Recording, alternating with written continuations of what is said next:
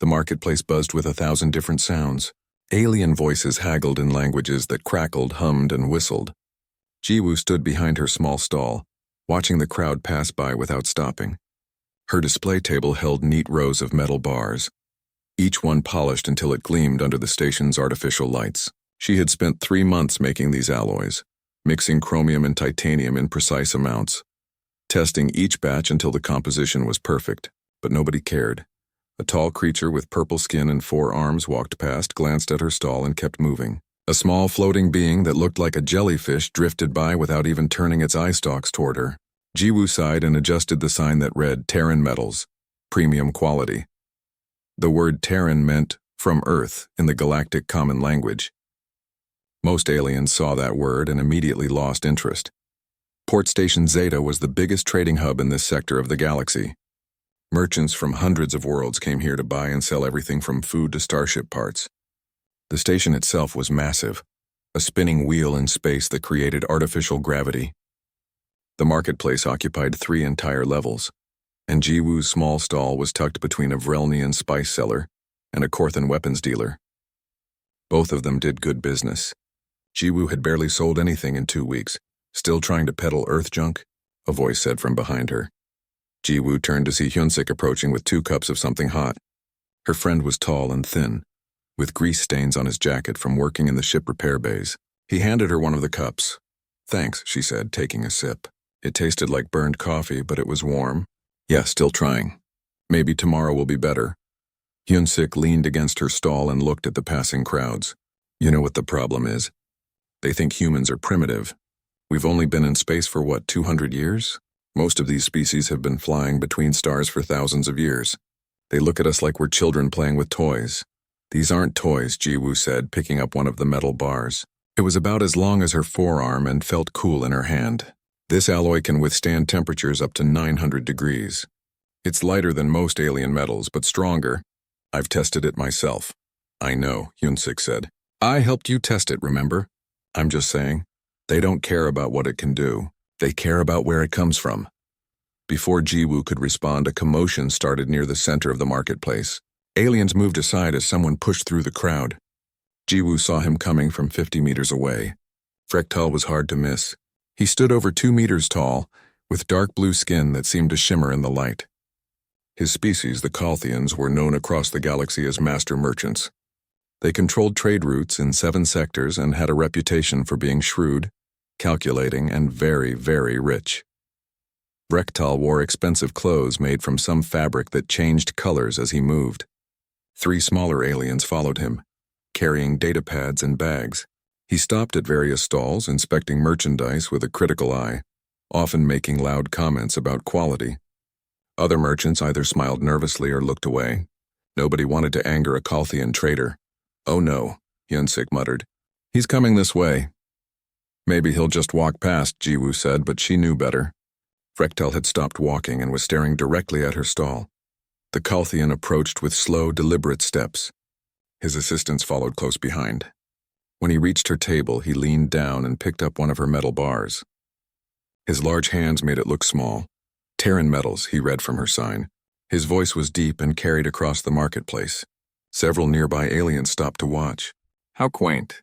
A human trying to sell metal." Jiwoo kept her expression neutral. "Good afternoon. That's a chromium-titanium composite. It has excellent heat resistance and structural integrity." Frektal turned the bar over in his hands, examining it like someone might examine a child's science project. "Heat resistance. How charming." He looked at his assistants, and they laughed on cue. "Tell me, human, what temperature can this withstand?" 900 degrees Celsius in testing, Jiwoo said. "Possibly higher with the right conditions." 900 degrees, Frektal repeated loudly. More aliens were gathering now, forming a small crowd around the stall. "Do you hear that, everyone? 900 degrees! Why, that's almost as hot as a Grelnian cooking pot." Laughter rippled through the crowd. Jiwoo felt her face flush but kept her voice steady. "It's suitable for many industrial applications. Starship hull plating, reactor shielding, construction on hot worlds." "Hot worlds," Frektal interrupted. He set the bar down on her table with a heavy thunk. "You mean like Vulcan?" The laughter stopped. Several aliens in the crowd made sounds of surprise or fear. Jiwoo had heard of Vulcan. Everyone in the galaxy had heard of Vulcan. It was a death world, a planet so hostile that almost no species could survive on its surface for more than a few minutes. The entire planet was covered in active volcanoes, rivers of molten rock and toxic gases. The surface temperature averaged 800 degrees, but in some places, it reached over 1,000. "I've heard of Vulcan," Jiwoo said carefully. "Then you know it's impossible to conduct business there," Rektal said. He picked up the metal bar again and held it up for everyone to see. "You see, my friends, there's a trading outpost on Vulcan. Very profitable location, rare minerals, unique compounds, things that only form in extreme heat. But it's so hot that we can't send people down there. We use drones, remote sellers, energy shields that cost millions of credits to maintain." He looked directly at Jiwoo. "But this human thinks her little metal bars can handle heat." "I didn't say," Jiwoo started. "Here's a proposal," Rektal said, his voice booming across the marketplace. "A challenge, if you will. If you can take these metal bars to Vulcan, not send them with a drone, but take them yourself, walk on that burning hell, and sell them to me there, I will pay you 2 million credits." The crowd erupted in noise. 2 million credits was an enormous sum. Jiwoo made maybe 10,000 credits on a good month. 2 million would change her life completely. "But," Rektal continued, raising one hand for silence, "when you fail, when you realize it's impossible, you must leave this station and never sell anything here again. You must admit that humans have no place in galactic trade." Hyunsik grabbed Jiwoo's arm. "Don't," he whispered. "It's a trap. He's trying to humiliate you." Jiwoo looked at the metal bar in Rektal's hand. She had made it herself. She knew every element in its composition, every step of the manufacturing process. She thought about all the aliens who had walked past her stall without looking. She thought about the way Rektal had laughed, the way the crowd had joined in. "I accept," she said. The marketplace went silent. Even Hyunsik stared at her with wide eyes. Rektal's smile widened. "Excellent. We have a deal, witnessed by everyone here. I look forward to your attempt, human. I'll even stream it on the Galactic Network so everyone can watch." He set the metal bar down and turned to leave, his assistants following. "Try not to die too quickly. Make it entertaining." As the crowd dispersed, still talking and laughing, Hyunsik turned to Jiwoo. "Do you have any idea what you just agreed to?" Jiwoo picked up her metal bar and looked at it. "Yeah," she said quietly. "I'm going to Vulcan." The ship ride back to Earth took 5 days. Jiwoo spent most of that time watching videos about Vulcan. The planet appeared on her screen as a dark sphere covered in orange and red streaks. Those streaks were rivers of lava, thousands of them cutting across the surface like glowing veins. The atmosphere was thick with sulfur and carbon dioxide. Nothing lived there. Nothing could live there. Hyunsik sat in the co-pilot seat checking navigation. "You know," he said, "it's not too late to call this off. We could just leave the station, find another place to sell. There are other markets, and let Rektal win." Jiwoo shook her head. "Besides, he's probably already told everyone in the sector about the challenge. If I back out now, no alien will ever buy from a human again. They'll think we're all cowards. Better a living coward than a dead hero." Jiwoo smiled despite herself. "I'm not planning to die. Nobody plans to die on Vulcan. It just happens." They landed at Seoul Spaceport 3 hours later. Earth looked beautiful from orbit, all blue and white and green. Jiwoo had grown up in Busan, but she had traveled all over the planet during her training. Earth was home. It was also, she realized, one of the most dangerous planets in the known galaxy. Most aliens came from worlds that were stable and safe. Their home planets had regular weather, calm geology, breathable air. Earth had earthquakes, hurricanes, tornadoes, volcanoes, tsunamis, droughts, floods, and ice ages. Humans had survived all of it. They had learned to build in the desert, swim in the deep ocean, climb the highest mountains, and explore active volcanoes. Maybe that experience was worth something. Daewon met them at the spaceport. He was older than Jiwoo, maybe 50, with gray in his hair and laugh lines around his eyes. He ran a materials research lab on the outskirts of the city. Jiwoo had studied under him for 2 years before going into space. "So," Daewon said as they drove to his lab, "you accepted a suicide challenge from an arrogant alien. Your mother must be so proud." "I haven't told my mother yet," Jiwoo said. "Smart. She'd probably fly up to that station and drag you home by your ear." He glanced at her. "You really want to do this?" "I have to. Not just for me, for all of us. Humans need to prove we belong out there. Daewon nodded slowly. Then let's figure out how to keep you alive. The lab was a large building filled with equipment. Machines for testing metal strength, furnaces for extreme heat, chambers for simulating different atmospheres. A dozen researchers worked there, and Daewon gathered them all in the main conference room. Jiwoo explained the situation. Vulcan, said Young Ho, one of the younger engineers. He pulled up data on a screen. Surface temperature averages 800 degrees Celsius. Peaks over 1,000 in volcanic zones. Atmosphere is toxic. Gravity is 1.2 times Earth normal. Air pressure is 3 times Earth normal. He looked at Jiwoo. I'm not sure how to say this nicely, but you can't go there. The aliens can't either, Jiwoo said. They use drones and energy shields. But those shields cost millions of credits and only last a short time. There has to be another way. There is, Daewon said. Everyone turned to look at him. He stood and walked to a cabinet, pulling out something that looked like thick fabric. We've been working on this for the Venus exploration program. Heat-resistant suit, multiple layers, reflective outer shell to bounce thermal radiation back, aerogel insulation in the middle, ceramic fiber lining on the inside, liquid cooling system running through tubes in all the layers. Sujin, another researcher, stood up. That's only rated for 500 degrees. Vulcan is 800. In testing, yes, Daewon said. But we can improve it. Add more layers, better reflective coating, stronger cooling system.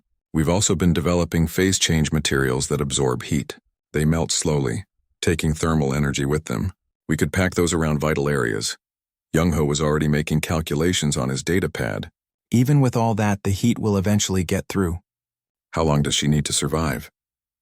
Long enough to walk to the trading beacon, show the metal bars and make the sale, Jiwoo said. Maybe 30 minutes? 30 minutes in 800-degree heat. Young-ho looked up from his calculations. It might be possible, maybe, if everything works perfectly. The aliens think it's impossible, Hyunsik said. They've been in space for thousands of years and they've never figured it out. They use energy shields because that's how they solve problems. More technology, more power, more expense. But we're human, Daewon said with a slight smile. We've been dealing with hostile environments for millions of years. We don't need the fanciest solution. We need something that works. He spread the heat-resistant fabric on the table. This is low-tech compared to alien energy shields. But low-tech doesn't mean primitive. It means tested, reliable, simple. Over the next 2 weeks, they built the suit. Jiwoo watched as the team added layer after layer. The outer shell was made from a new ceramic composite that reflected 95% of thermal radiation. Under that came 30 centimeters of aerogel, the best insulator humans had ever invented. Then came the liquid cooling system. Tubes filled with water mixed with special chemicals that could absorb enormous amounts of heat without boiling. The innermost layer was soft ceramic fiber that felt almost like cloth, but could withstand temperatures hot enough to melt steel. The helmet was the hardest part. It needed a transparent faceplate so Jiwoo could see, but that faceplate had to withstand the heat without cracking or melting. They used synthetic sapphire, the same material in spacecraft windows, and coated it with a thin metallic film that blocked infrared radiation. Myran came to help with the testing. She was a veteran of Earth's Venus missions, one of only 12 people who had ever walked on that planet's surface. Venus wasn't as hot as Vulcan, but it was close. She knew what extreme heat felt like. The trick, Myran said, is not to panic. Heat makes people panic. Your body will want to run to escape, but you need to stay calm. Move slowly. Breathe steadily. Trust your suit. They tested the suit in a thermal chamber. The temperature inside reached 600 degrees. Jiwoo wore the suit for 20 minutes and felt only slightly warm. At 700 degrees, she lasted 15 minutes before the cooling system struggled. At 800 degrees, she managed 10 minutes before they pulled her out. 10 minutes isn't enough, Jiwoo said, sitting in the cool air outside the chamber, sweating. We'll improve the cooling system, Daewon said. Add more capacity. We'll also make a special case for your metal bars, aerogel insulation around them, phase change cooling packs. That'll reduce the heat load on your body. They worked around the clock. Young-ho redesigned the cooling system, adding a secondary pump and more cooling tubes. Sujin developed a better reflective coating for the outer shell. Daewon created the special case for the metal bars, a cube of insulation that could keep the bars cool even in extreme heat. After another week of modifications, they tested again. 800 degrees. Jiwoo walked around the thermal chamber for 30 minutes. The suit's systems hummed and clicked. Cooling fluid flowed through the tubes. The phase change material slowly melted, absorbing heat. When she emerged, she was tired but alive. "It works," she said. Hyunsik had been working on the ship while they built the suit. He added extra heat plating to the hull and installed new heat shields around the engines. The ship wasn't meant for landing on planets like Vulcan, but he made it work. It wouldn't be comfortable, and they'd only have one chance at landing, but it would survive. The night before they left, Daewon took Jiwoo aside. "You know this is crazy, right? Even with the suit, 1,000 things could go wrong. The cooling system could fail. The reflective coating could crack. Your helmet seal could break." "I know," Jiwoo said. "Then why do it?" Jiwoo thought about Rektal's laugh. She thought about all the aliens who had walked past her stall without looking. She thought about Hyunsik's words about humans being seen as children playing with toys. Because someone has to show them we're not primitive. We're different. We solve problems differently. And sometimes our way is better. Daewon smiled. "Then go show them. Make Earth proud." They launched the next morning. As the ship climbed into space, Jiwoo looked down at Earth one more time. It was a beautiful planet. It was also a harsh planet. And that harshness had made humans strong. She hoped it had made her strong enough for what came next. Vulcan appeared in the view screen like a wound in space. The planet was dark red, almost black in places, with bright orange lines cutting across its surface. Those lines were lava rivers, and from orbit, Jiwoo could see hundreds of them. Some were narrow streams. Others were wide channels that stretched for thousands of kilometers. Volcanoes dotted the surface, their peaks glowing with heat. There was no water, no ice, no blue or green anywhere, just rock and fire. "Are you sure about this?" Hyunsik asked from the pilot seat. His hands moved across the controls, adjusting their approach vector. "We can still turn around." "We're not turning around," Jiwoo said. She sat in the co-pilot seat wearing the bottom half of her heat suit. The top half hung behind her, ready to be put on. "How many people are watching?" Hyunsik checked a display. According to the network feed, about 3 million beings across the galaxy. Rektal has been promoting it. He's calling it the human's foolish end. Of course he is. The ship shook as they entered Vulcan's atmosphere. Red light filled the view screen. The temperature outside climbed rapidly. 200 degrees. 400. 600. The ship's heat shields glowed, working hard to keep the interior cool. Alarms beeped warnings, but Hyunsik silenced them with practiced efficiency. "Trading zone beacon located," he said. "It's on a flat plain between two lava rivers. There's about a kilometer of solid ground. Beyond that, it's all molten rock." "How hot is the surface?" "Right now, 820 degrees Celsius. That's actually cool for Vulcan." "We picked a good time," Jiwoo laughed, a short, nervous sound. 820 degrees is cool, sure." They descended through clouds of ash and sulfur. The ship rattled and groaned. Through the view screen, Jiwoo saw the surface approaching. It looked like black glass that had been shattered and reformed countless times. Cracks ran through the ground, glowing red from the heat below. The lava rivers on either side moved slowly, thick as syrup, bright as molten gold. "I'm picking up Rektal's ship," Hyunsik said. "He's in high orbit, well above the danger zone. He sent down a drone to watch." "Good. I want him to see this." They landed with a heavy thump. The ship settled on its landing struts, and for a moment, everything was quiet except for the hum of life support systems and the tick of cooling metal. Outside, Vulcan waited. Jiwoo stood and began putting on the rest of her heat suit. The bottom half was already on, covering her legs and feet with thick layers of insulation. Now she pulled on the top half, sealing it at the waist. The material was bulky but flexible. She could move, but every motion felt heavy. The suit added 40 kilograms to her body weight. Hyunsik helped her attach the cooling system. It was a pack that fit against her back, holding the pumps and the reserve cooling fluid. Tubes ran from the pack through the suit, circulating liquid close to her skin. He activated it, and Jiwoo felt cool water flowing around her body. "All systems green," Hyunsik said, checking his datapad. "Cooling at maximum efficiency, reflective layer intact, insulation holding. You've got 40 minutes of life support, maybe 50 if you're careful with your breathing." Jiwoo picked up the case, holding her metal bars. It was a cube, half a meter on each side, covered in white aerogel insulation. Heat packs surrounded the bars inside, absorbing thermal energy. The case felt light despite its contents. Last chance to back out, Hyunsik said. Stop saying that. Jiwoo moved to the airlock door. Open it. Hyunsik hesitated, then pressed the control. The inner airlock door slid open. Jiwoo stepped inside, holding the case. The door closed behind her. She was alone in the small metal chamber. Her breathing sounded loud inside the helmet. She reached up and checked her helmet seal one more time. The synthetic sapphire faceplate showed the outer airlock door in front of her. Through it, she could see red light. She thought about Earth. She thought about Daewon and his team, all the hours they had spent building this suit. She thought about Rektal and his mocking laugh. Opening outer door, Hyunsik's voice said in her helmet communicator. The door slid open, and hell rushed in. The heat was immediate and overwhelming. Even through all the suit's insulation, Jiwoo felt it pressing against her like a physical force. The temperature display on her helmet showed 825 degrees. Warning lights blinked in her vision, but the suit held. The cooling system hummed louder, working hard to keep her alive. She stepped out onto Vulcan's surface.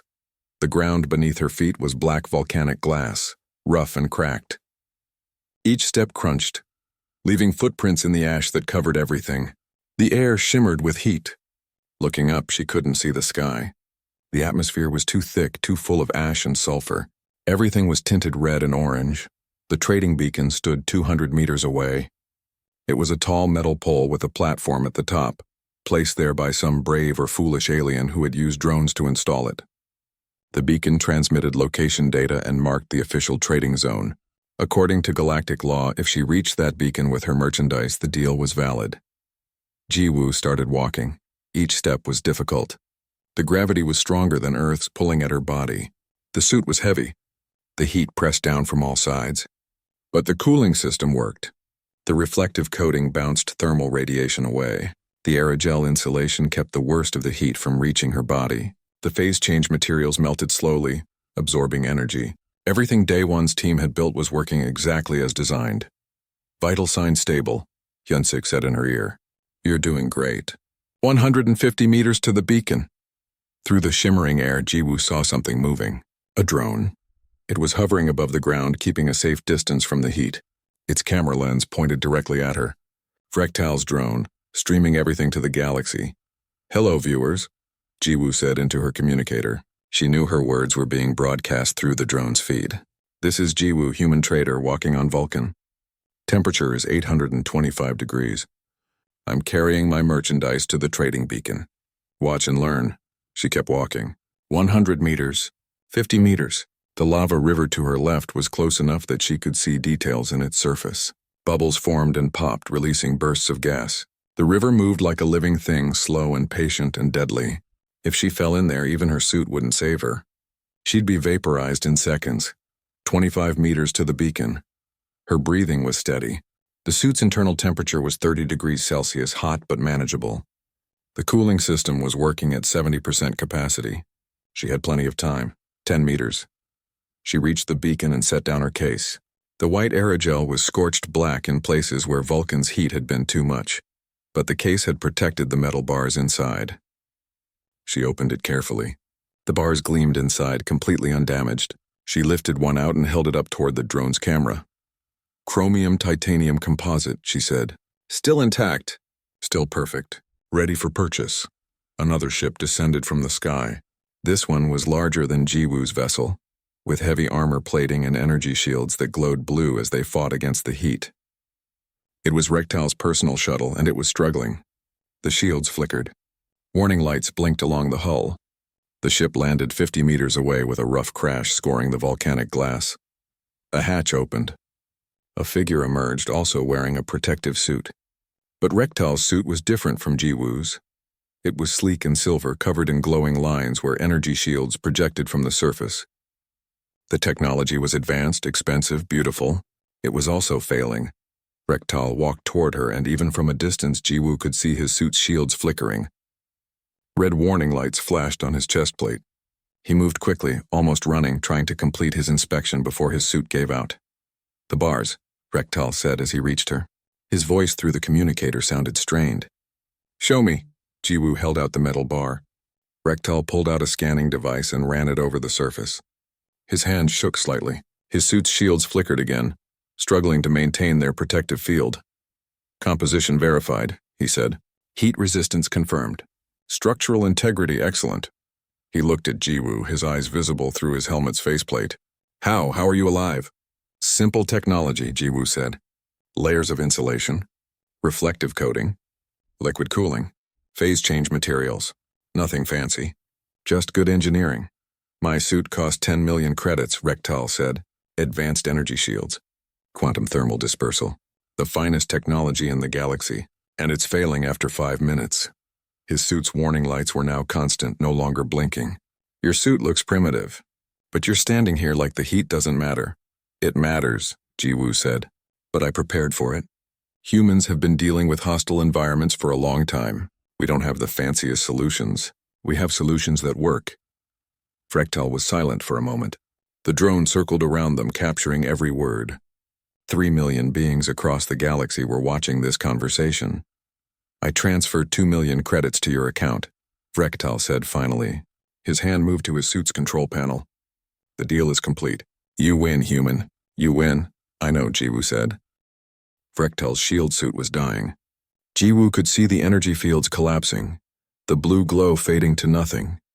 The alien's movements became jerky, panicked. He had been on Vulcan's surface for only 7 minutes, and his multi-million credit suit was giving up. You need to leave, Jiwoo said. Your shields are failing. I know that, Rektal snapped. He tapped frantically at his suit's control panel. The system is overloaded.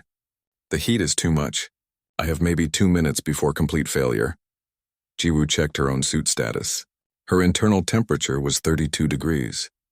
The cooling system was at 75% capacity. She had been outside for 15 minutes and could easily last another 25. The difference between their suits was obvious to anyone watching, and millions were watching. The transfer is complete? Jiwoo asked. Rektal nodded. 2 million credits, verified, witnessed. The drone recorded everything. The deal is done. He looked at the metal bar she still held. Those bars really can withstand this heat. My scans confirm it. They're actually better than the specifications you claimed. I don't lie about my products. No, I see that now. Rektal's suit emitted a loud warning tone. I must go. But human, this conversation is not over. When I return to Port Station Zeta, we will talk. He turned and ran back to his shuttle, moving as fast as the heavy gravity allowed. His suit's energy shields were now just flickering sparks. He reached his ship's hatch and practically fell inside. The hatch closed behind him, and moments later the shuttle lifted off, its engines straining. It climbed rapidly into the sky, fleeing Vulcan's heat. Jiwoo stood alone on the black volcanic glass, holding her case of metal bars. The drone still circled her, its camera recording. Well, she said to the watching galaxy, I guess I should head back too. She walked slowly to her ship. There was no need to hurry. Her suit was working perfectly. The volcanic landscape around her was beautiful in its own harsh way. The lava rivers glowed like golden roads. The ash clouds swirled in patterns. This was a world that wanted to kill her, but human engineering kept her safe. Hyunsik opened the airlock as she approached. She stepped inside, and the outer door closed behind her. The inner door opened and cool air rushed in. She pulled off her helmet and took a deep breath. You're insane, Hyunsik said, but he was smiling. Completely insane. And also incredible. Do you know what's happening on the network? Jiwoo began removing the rest of her suit. Tell me. The stream of you on Vulcan has been viewed by over 50 million beings in the last 10 minutes. 50 million. The video of Rektal running back to his ship while you stood there calmly is already the most shared content in 3 sectors. Everyone is talking about it. The human who walked on Vulcan. The human whose simple suit beat Kalthian technology. Jiwoo smiled. Good. They lifted off from Vulcan's surface and climbed back into space. As the planet shrank behind them, Jiwoo sat down and checked her account. 2 million credits verified and transferred. More money than she had ever seen. But it wasn't about the money anymore. Her communicator began receiving messages. Hundreds of them. Then thousands. Requests for interviews. Questions about her suit. Business inquiries.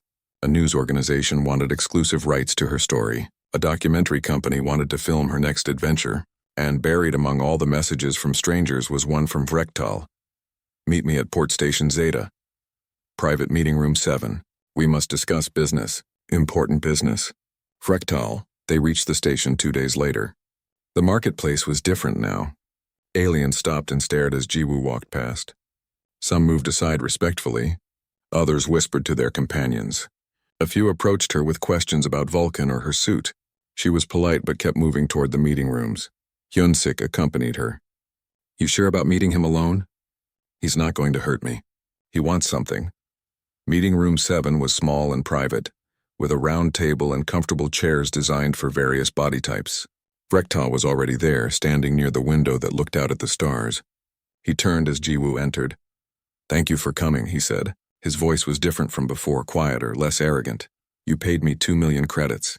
I figured I owed you a conversation. Vrektal gestured to the chairs. They sat across from each other. For a moment, neither spoke. Outside the window, ships came and went from the station, their lights blinking in the darkness. I have been a merchant for 30 years, Vrektal finally said. In that time, I have traveled to 200 worlds. I have made deals worth billions of credits. I have earned respect across 7 sectors. And in all that time, I believe that my species, the Kolthians, understood trade better than anyone else. Jiwoo waited. She sensed this was important. We Kolthians use the most advanced technology, Vrektal continued. Energy shields, quantum computers, synthetic materials. We believe that advancement means complexity. That better means more sophisticated.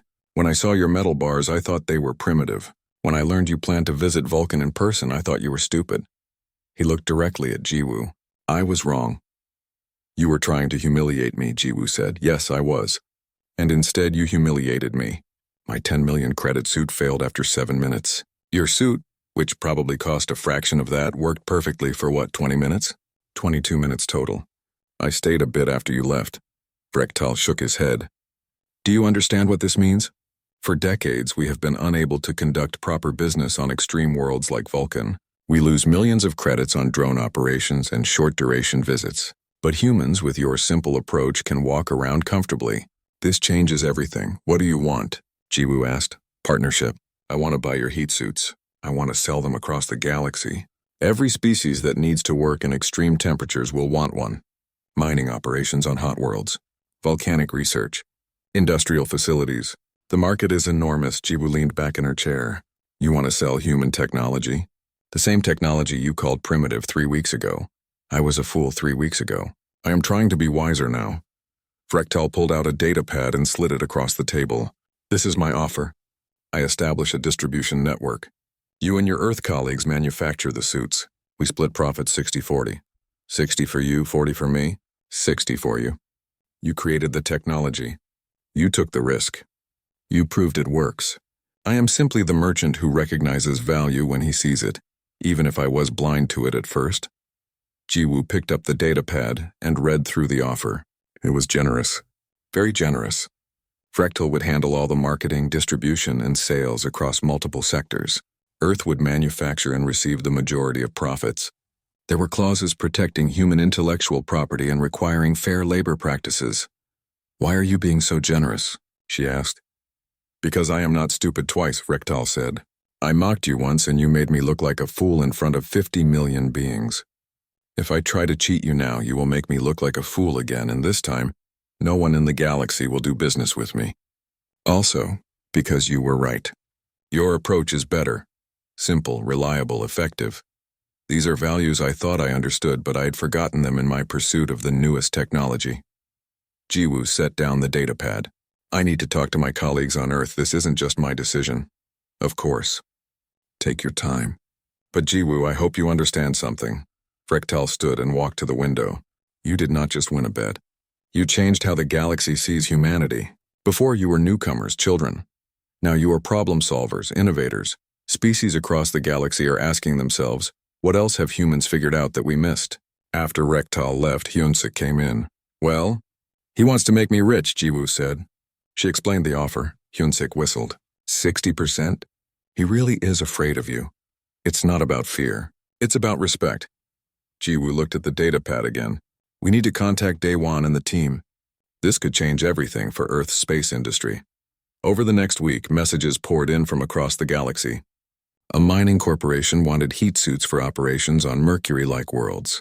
A research institute requested suits for studying stellar phenomena.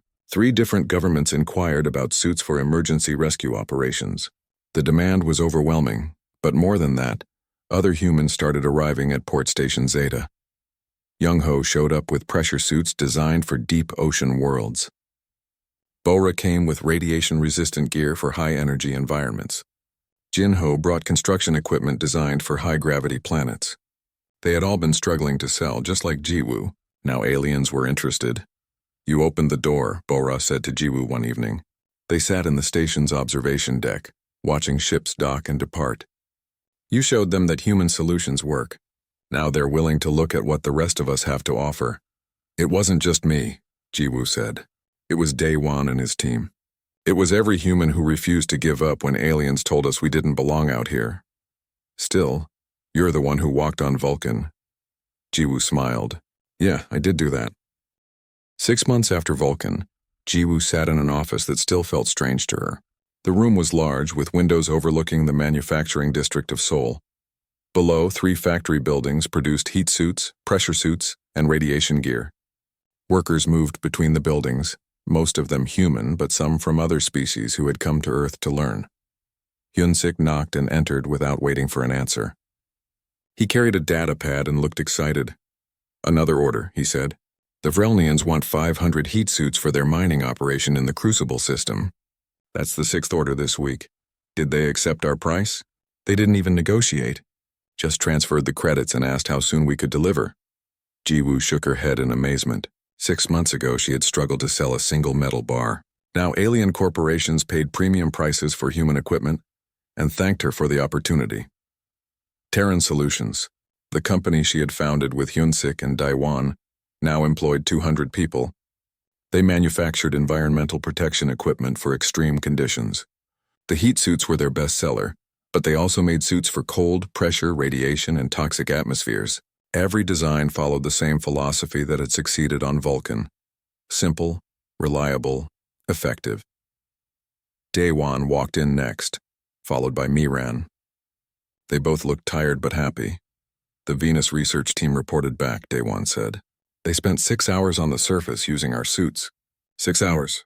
The previous record was 45 minutes, and that cost the Research Institute 3 million credits in disposable drone equipment. "They're calling it a revolution in planetary science." "We also got a request from an unusual source," Miran added. She pulled up an image on the wall display. It showed a massive space station under construction. "The Korthan Engineering Guild wants to hire human workers for the final assembly.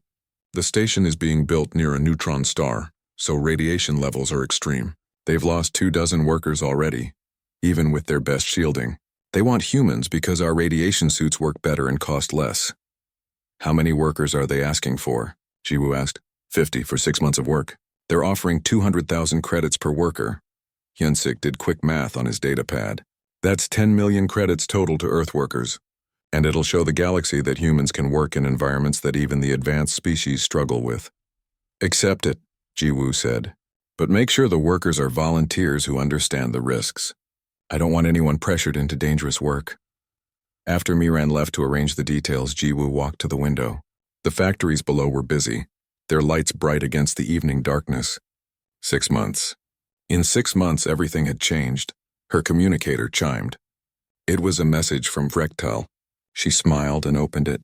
"Jiwoo, sales in the Kolthian sectors have exceeded projections by 40%. Your suits are now standard equipment for 17 different industries. I am sending this month's profit share. Also, I have a question. Can human technology handle extreme cold? I have clients asking about operations on ice worlds." Vrektal, she typed back quickly. "We have cold suits in development. Ready for testing in 2 months. I'll send you the specifications." The partnership with Vrektal had been surprisingly smooth. He kept his word, handled distribution professionally, and paid on time. The arrogant merchant who had mocked her at Port Station Zeta had become a reliable business partner. People could change, Jiwoo had learned. Sometimes they just needed a reason. Bora arrived at the office an hour later. She had been traveling the galaxy, selling her pressure suits to underwater research facilities and deep ocean mining operations. She looked exhausted but carried a bottle of expensive earth wine. "We need to celebrate," Bora said, setting the bottle on Jiwoo's desk. "I just closed a deal with the Sessic Collective. They want pressure suits for their kelp farms on Tethys 9.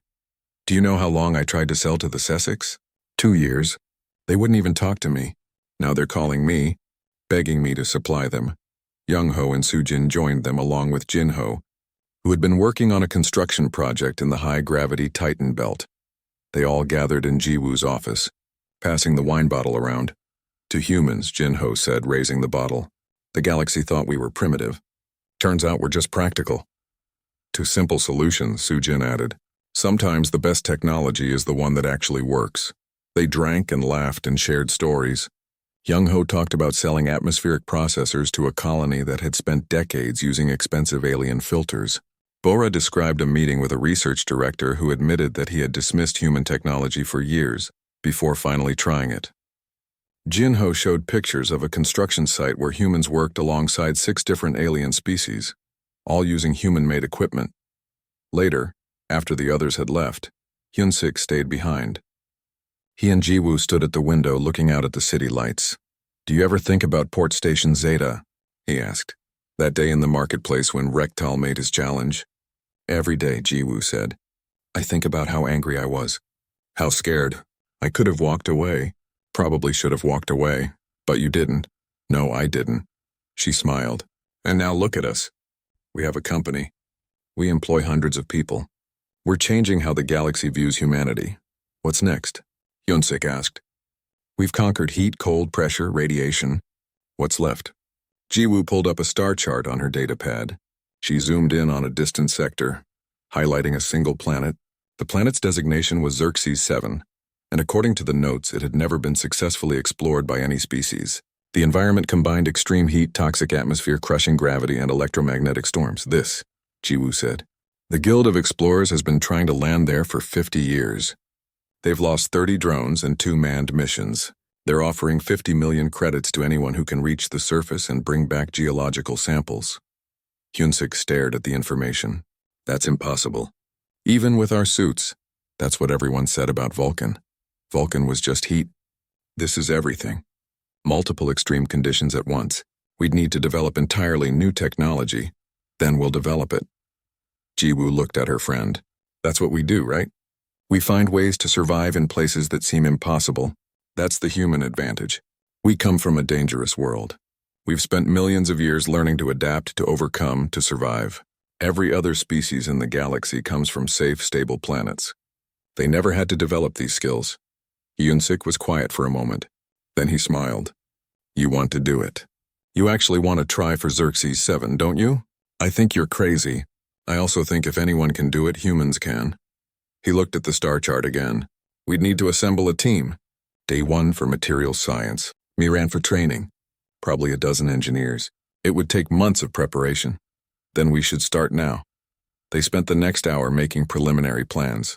The challenge of Xerxes 7 was enormous, but it was also exactly the kind of problem humans were good at solving. Multiple extreme conditions meant multiple layers of protection, sophisticated life support, careful engineering.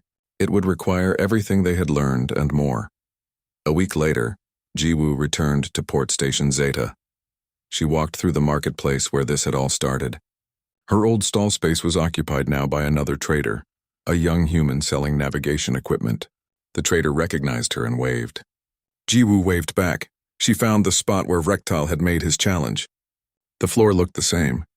The nearby stalls sold the same kinds of goods. But everything felt different. Aliens who passed by nodded to her respectfully. A few stopped to ask about Terran Solutions products. One merchant, a Korthan with silver scales, asked for her autograph. "You inspired my daughter," the Korthan said. "She wants to be an engineer now. She wants to solve problems the way humans do." That evening, Jiwoo met with Rektal at the same private meeting room where they had formed their partnership. The Kolthian merchant looked well, successful and confident, but without the arrogance he had once carried. "I heard you're planning something ambitious," Rektal said. "Xerxes 7. Word travels fast. It always does when humans are involved. You have become famous, Jiwoo. The galaxy watches what you do. He paused. Many species are betting that Xerxes 7 will be impossible even for humans. The conditions there are truly extreme. I know, but I have learned not to bet against humans. If you say you can reach Xerxes 7, I believe you will find a way. Vrektal leaned forward. When you do, there will be commercial opportunities. Mining rights, research stations, colonial possibilities. I would like Terran Solutions to be part of that. We're not even sure we can survive there yet, and you're already planning the business side. That is what merchants do. We see the future and prepare for it. 6 months ago, I saw a human trader with a small stall and thought she was insignificant. I was blind. Now I see humans changing the galaxy, and I want to be part of that change. They discussed possibilities for Xerxes 7 and beyond. Other extreme worlds that had never been explored. New markets for human technology. Training programs to teach other species about practical engineering. By the time they finished, hours had passed. As Jiwoo left the meeting room, her communicator chimed with a message from Daewon.